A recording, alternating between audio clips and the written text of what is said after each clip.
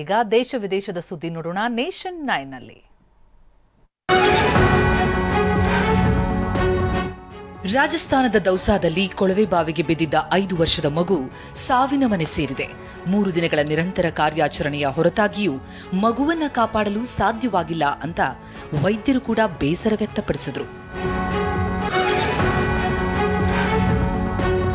ಹರಿಯಾಣದ ಗುರ್ಗಾಂವ್ನಲ್ಲಿ ಭಾರೀ ಬೆಂಕಿ ಅವಘಡ ಸಂಭವಿಸಿದೆ.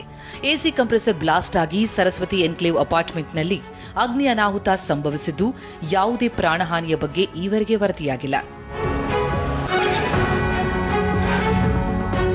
ತಮಿಳುನಾಡಿನ ಮದುರೈನ ತಿರುಮಂಗಲಂನಲ್ಲಿ ಅಭಿಮಾನಿಯೊಬ್ಬರು ರಜನಿಕಾಂತ್ ದೇಗುಲ ಸ್ಥಾಪಿಸಿದ್ದಾರೆ.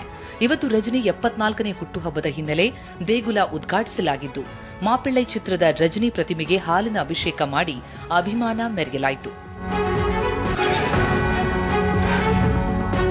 ಬೆಂಗಳೂರಿನ ಟೆಕ್ಕಿ ಅತುಲ್ ಸುಭಾಷ್ ಆತ್ಮಹತ್ಯೆಗೆ ಸಂಸದೆ ಕಂಗನಾ ರನಾವತ್ ಶಾಕಿಂಗ್ ಹೇಳಿಕೆ ಕೊಟ್ಟಿದ್ದಾರೆ.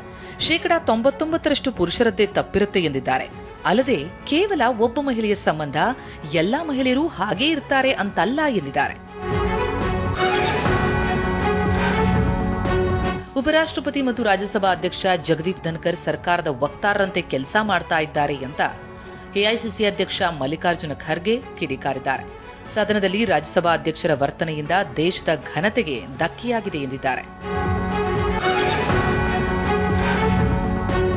ಇಂಡಿಯಾ ಕೂಟವನ್ನು ಮುನ್ನಡೆಸಲು ನಾನು ಸಿದ್ಧ ಎಂದು ಪಶ್ಚಿಮ ಬಂಗಾಳ ಸಿಎಂ ಮಮತಾ ಬ್ಯಾನರ್ಜಿ ಪುನರುಚ್ಚರಿಸಿದ್ದಾರೆ.